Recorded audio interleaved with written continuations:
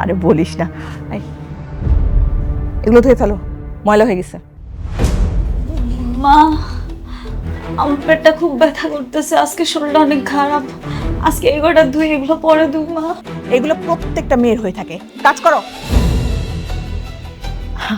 সাবিনা বল। আরে না, আমার ছেলের বউ কামচোর একটা, কিছু বলে পরে ছুতা খুঁজে।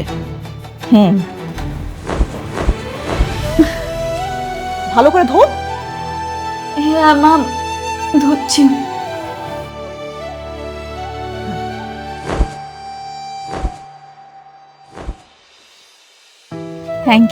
থ্যাংক ইউ সো মাচ যে তোমার এতদিন পর হলেও মনে পড়লো তোমার বউকে নিয়ে একটু ঘুরতে আসা দরকার। নাও তো ফুসকা খেয়ে। ঋতু, তোমার হাতে কি হয়েছে? পুড়ে গেছে। সুমন, আজ 6 মাস হলো আমাদের বিয়ে হয়েছে। এই কয়দিনে আমি কি করেছি না করেছি একটাবারও তুমি খোঁজ নিয়ে দেখো। মানলাম তুমি অফিসে থাকো, ব্যস্ত থাকো, কিন্তু তুমি কিন্তু আগের মতো এখন আর আমাকে সময় দাও না। দেখো ঋতু, মধ্যবিত্ত পরিবারের অনেক আশা থাকে, আর এই আশা নিয়ে সকল সংগ্রাম করতে হয় ভবিষ্যৎ ভালো করার জন্য, সংসার ভালো করার জন্য, তোমার ভালো রাখার জন্য। আমাকে ভালো রাখার জন্য করতেছো? কই আমি কেমন আছি না আছি সেই খোঁজ খবর তো নিচ্ছ না। বিয়ের আগে একটা মশা কামড় দিলে তুমি 10 বার জিজ্ঞেস করতে আমাকে, আর এখন একটাবার খোঁজ নেওয়ারও সময় হচ্ছে না তোমার। এই ভালোবাসো আমাকে তুমি? তুমি এমন বাঁকা বাঁকা কথা বলছো কেন? কি হয়েছে? আমার আর ভালো লাগছে না সুমন। আমাদের বিয়ে হয়েছে এতদিন হয়ে গেল, না তোমার চাকরির উন্নতি হচ্ছে, না তুমি একটা ভালো বাসা নিচ্ছ, না আমাদের সংসারের কোনো উন্নতি হচ্ছে। তো বিয়ের আগে তো অনেক স্বপ্ন দেখিয়েছিলে, আমাকে সুখে রাখবে, আমাদের খুব সুন্দর একটা সংসার হবে। কোথায় গেল সেই স্বপ্ন? ঋতু, তুমি এগুলো নিয়ে একদমই চিন্তা করো না, আস্তে আস্তে সব হবে। কোনো দিনও হবে না। এখন আমি স্বপ্ন দেখতেই ভুলে গেছি।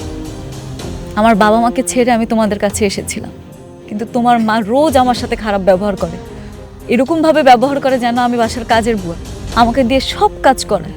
এত কিছুর পর আমি কিভাবে ঠিক থাকবো তুমি বলো?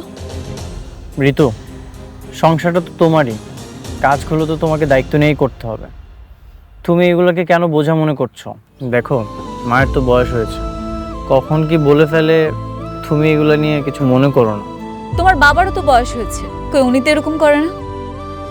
মাথাটা ঠান্ডা করো প্লিজ। আমার মাথা ঠান্ডা হচ্ছে না সুমন। আমি আমার জীবন নিয়ে অনেক চিন্তিত আছি। আমার কাজিনরা, ফ্রেন্ডসরা লাইফে কত উন্নতি করতেছে, কত ভালো কিছু করতেছে, ওরা ওদের হাজবেন্ডের সাথে ট্যুর দিচ্ছে, সব কিছু করতেছে, কিন্তু আমি কিচ্ছু করতে পারতেছি না। আমার কাছে তো মনে হচ্ছে এখন তোমাকে বিয়ে করাটা আমার জীবনের একটা ভুল সিদ্ধান্ত ছিল। বিয়ে করাটা ভুল ছিল না, আমাদের একসাথে স্বপ্ন দেখাটা ভুল ছিল। আমি সরি, আমি তোমাকে হয়তো ভালো রাখতে পারছি না।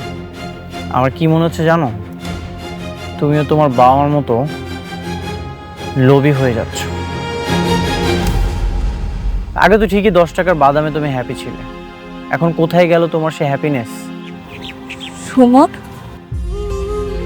তুমি কি বলছো? তোমার মাথা ঠিক আছে? হ্যাঁ, আমি ঠিকই বলছি, এটা আমার লাইফ, আমার সংসার। কিন্তু তুমি জানতে না আমার ফ্যামিলির কি অবস্থা।